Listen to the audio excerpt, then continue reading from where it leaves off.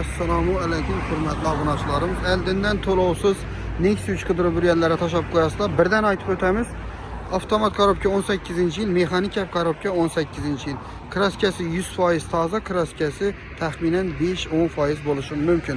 Kapotining yuzunda kraskasi bor, ichine o'tmagan, usulitr o'ynamagan, almashmagan ustalaringizga tekshirtirib olsangizlar bo'ladi. Birden aytaman, bu mashinamizning eldingi to'lovi 5 million so'm bo'ladi. Notarius gaisini, sug'urtasini o'zlaringiz to'laysizlar. Bu mashinamizni eldindan to'lovsiz beramiz. Avtomat korobka 18-yil, kraskasi 100% toza, 4 bo'sh balon paket qo'yilgan. Buni eldindan to'lovsiz beramiz. Lekin sizlar sug'urta notarius gaini o'zlaringiz qilib olasizlar. Ya'ni nomer, оформление sug'urtalarini qilasizlar. Tahminen 10-12 milyon so'm etrafında pul yetishi mümkün. Bunu 5 milyon so'm beramiz. Buni oylik to'lovi tahminen 3 milyon 200 ming so'mdan chiqadi. 4 yil muddati bo'ladi. Buni oylik to'lovi 2 milyon 300 ming so'm, 2,5 milyon so'm etrafında chiqadi. Ya'ni bu 4 yil muddati bo'ladi.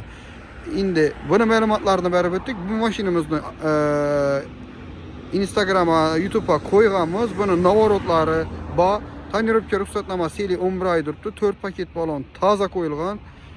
Hali ishora gemisinden burun koyup gelingan akkumulyatorlari toza, Malibrul, Chexol, Polik, monitor hamma narsa ustanovka bo'lgan.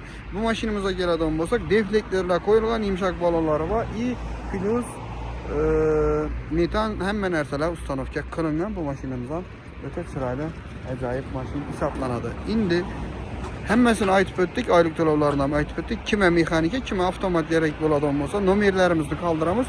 97 dan 510 21 16, 97 dan 211 74 74 raqamlardan telefon qilib kelsangizlar bo'ladi. Mashinamiz Qo'shko'pir avtoliderda sotib o'tiradi.